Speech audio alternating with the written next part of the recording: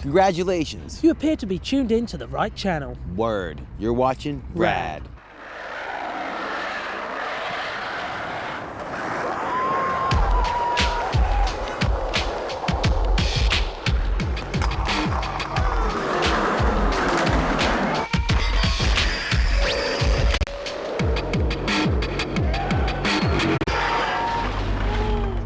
On this week's Rad, we'll be bringing you the first installment from the 1999 Summer X Games. I'll be teaching you how to kickflip. Val takes to the air. Again. We'll bring you coverage of the 24-hour Mountain Mayhem Challenge. Ooh, and we got some top video action. But first, we're off to San Francisco, the venue for this year's Summer X Games. Booyah!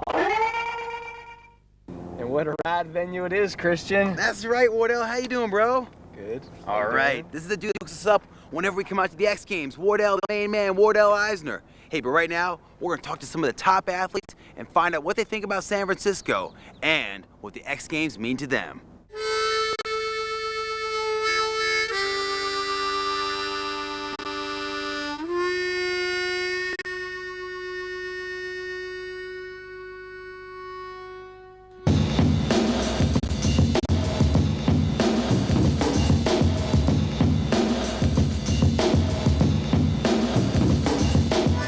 About the X Games? I mean, X Games have been, trying to grasp on a lot of these sports. What do you think about the X Games? The X Games is great for our sports, It brings it into another light, brings it to a lot of people.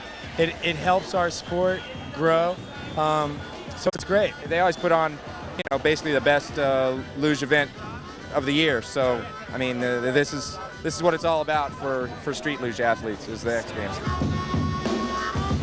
I'm starting to like them. Yeah. They're doing good for me. They're doing a lot more for the riding. It's not as hectic anymore as it was before, and I enjoy them now. I like them. I think they're a great event. It's so televised, all over the world that it's like, it's what we want, We want to get the sport out there, let people show them what it's all about. So it's rad. You digging it here? Yeah. I got a friend with me that knows the town pretty good, so she's been getting me around. Otherwise, I'd be lost. Because you can't take a left turn in this town, I've realized. Holy! Tell me about it. You can't make a left turn, you can't make a U-turn, a right turn, sometimes you can't even go straight. I'm so stoked to be here at the X Games. I can't believe motocross finally made it. San Francisco is such a well-cultured city. I mean, it's one of my favorite cities. You can walk around and, there's just a variety of people everywhere. I think it's a great place. I hope next year is going to be here again. It's fun, and it's a lot of more people too than San Diego. I guess some village in Peru, and the only comp they've seen all year is the X Games. It's good in that way, but it's also making a lot of money off us. The prize money this year's gone up a lot, so I guess that's good. The word extreme is far too played out. It's just horrible, but as far as this being, I guess it's kind of like our Olympics, we don't have a really big contest, and this is the biggest thing we've got, so we're kind of into it. It's given a lot of riders a lot of good opportunities, and it's something that when I was a younger kid looking at the pros when the sport was big, you're like, man, that's awesome. And I think that it's awesome for kids to be able to see this. How do you find San Francisco for the venue this year? It's beautiful, just a little windy. It's just too windy of an area for this. It'd like be having one right in smack dab in the middle of Chicago or something.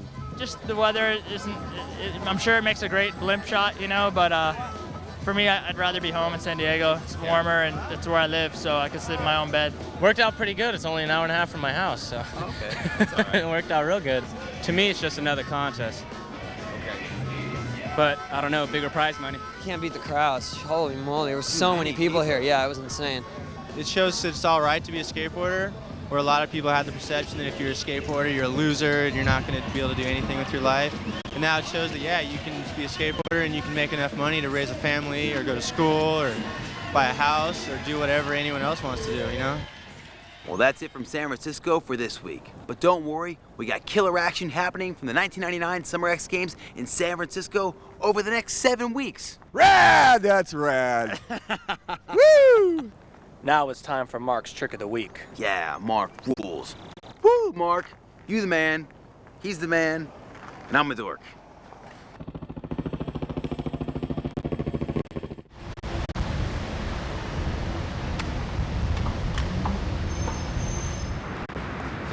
Oh, I just got a right good shinner off this week's Trick of the Week. It's quite a bad one too. Good job I'm so rock hard, otherwise I wouldn't be able to go on with the rest of the show. Right then, kickflip, let's have ya! So how long did it take you to learn kickflips? 3,000-4,000 years maybe. About 9 years, constant practice in my garage. The kickflip is one of those tricks that can look so damn good that a lot of kids try to learn it before they can actually ollie. I don't know what these slopey bits are for. I think they're to stop your board from getting lost and going outside the park and that. How many times did you take it in the shins when you were trying to learn it? I think 18,956. No, there was that one time around my house.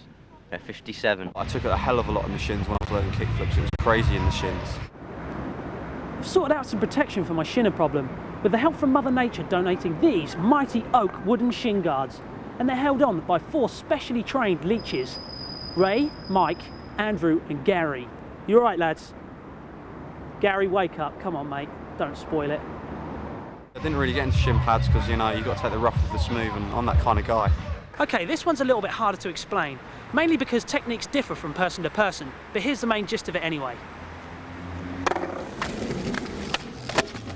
Firstly, place your feet in the ollie position. Your front foot is going to be flipping the board. I position my front foot slightly over the edge, although some people have different preferences. Finding a foot position that works for you is just a question of trial and shinner, really. Again, pop the tail as with the ollie. Scrape your front foot forwards, but as the board is coming up, also kick out your front foot in a downwards and to the side direction, starting the board spinning on its axis. The board should now be spinning round and still coming up towards your feet. When you see it has completed one rotation, aim to catch the board with your feet positioned directly over the truck bolts. Bring the board into landing, shins intact, and rejoice in the butterage of the kickflip.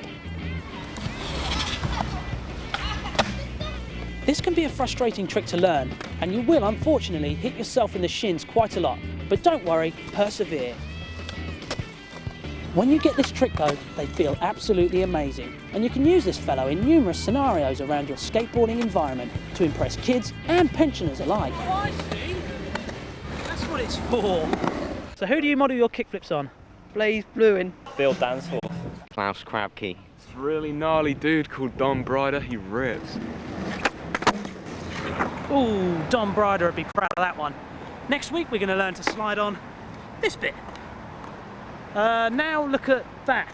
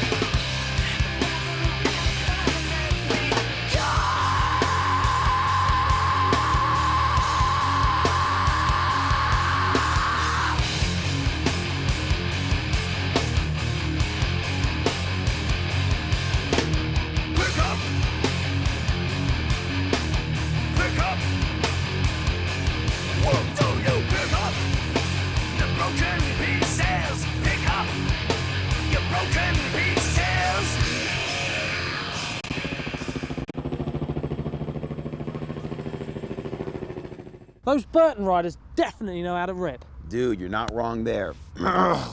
Chris, those Burton riders definitely know how to rip. You're not wrong there. Hey dudes, check out these other nutters doing the mountain bike mayhem. Loopy, dude.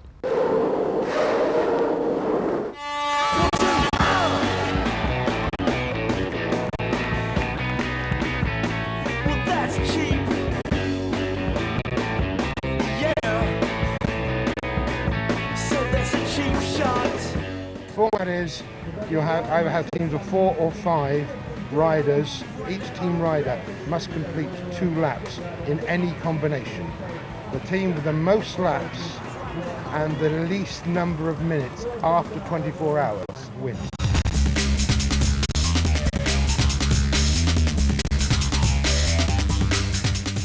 The big appeal of this event is it's a race for everybody. Joe Soap, who's just bought a bike, can line up along top world ranking professionals and compete. Mountain Mayhem is the great British sunshine. No other country knows how to do things like this properly. It has to be done in England. Starts off sunny and then just turns into this, and it's great.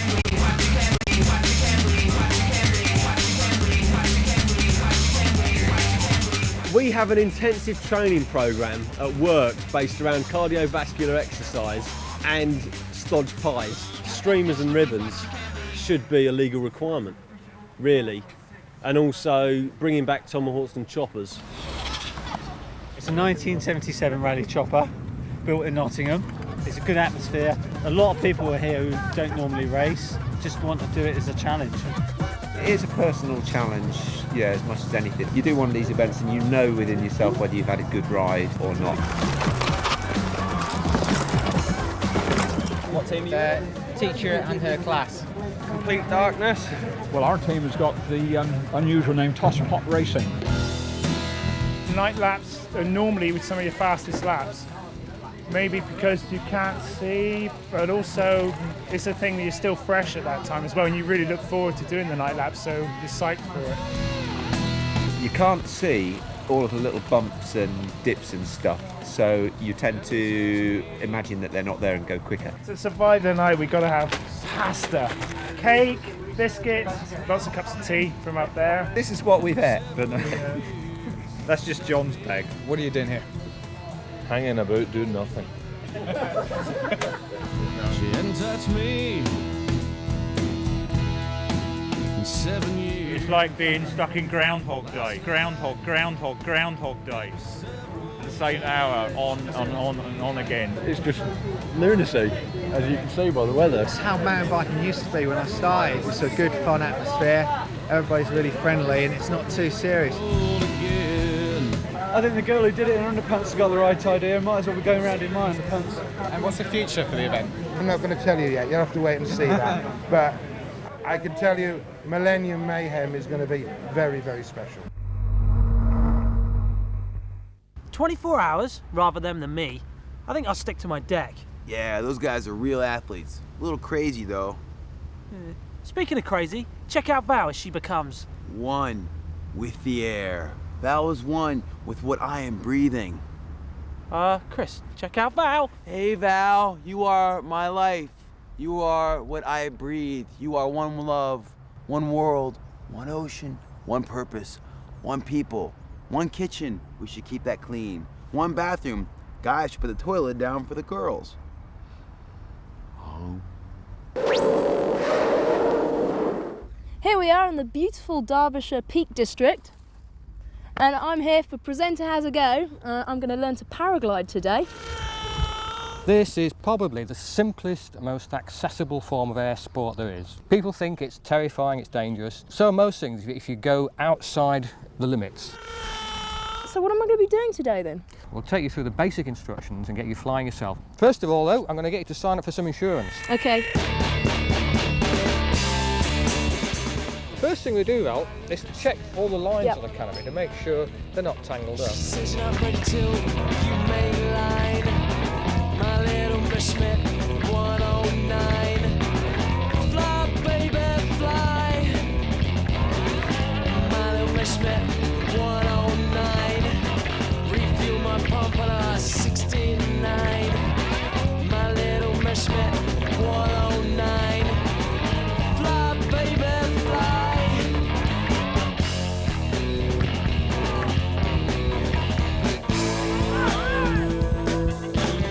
a nice little flight there because you did exactly what I wanted you to do. Yep. It came up nicely, you ran down the hill, you felt as you brought your hands down, I think, that the lift was beginning to get on the canopy. Definitely. And before you knew where you were that high off the ground. Like Alice Brilliant. in Wonderland. Yeah, it's the greatest feeling, isn't it? Well, I think probably the best thing now is if I introduce you to Roger. Hiya, I'm Roger. And then he can take you much higher up the hill and give you a flight in the dual canopy.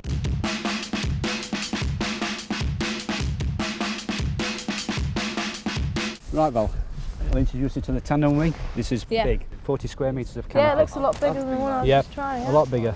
And this thing just climbs. You'll be clipped in the front of me and older these spreader bars Yeah. here, okay?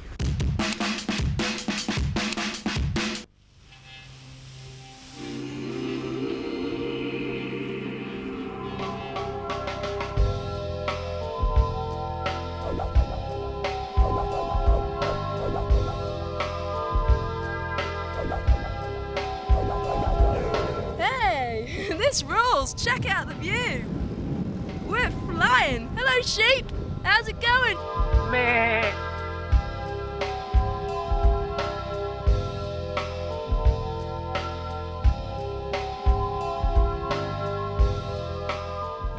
That was awesome.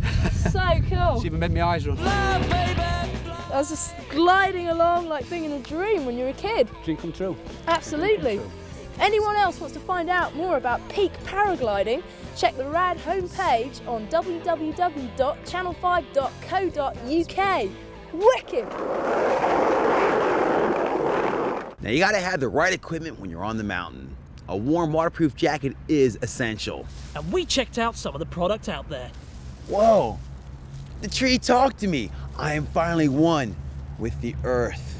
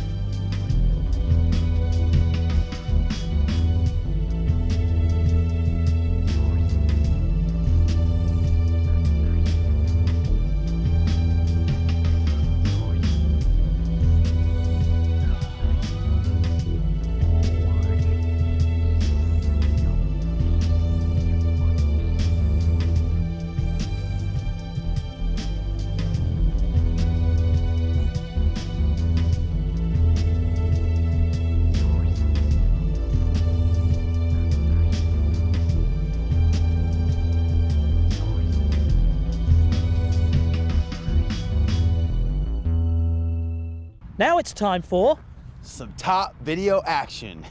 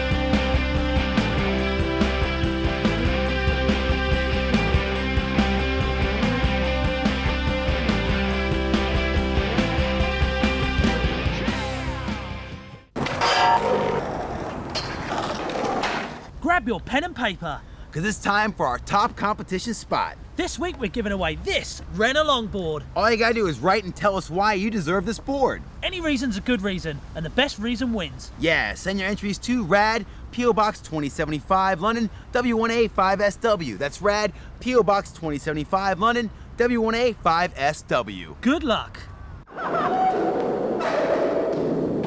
What do you say, my man? That's it for another rad. All good, but all gone. Yep, that's it. The show's over. But we'll be back next week, same time and same place. For more rad goodness.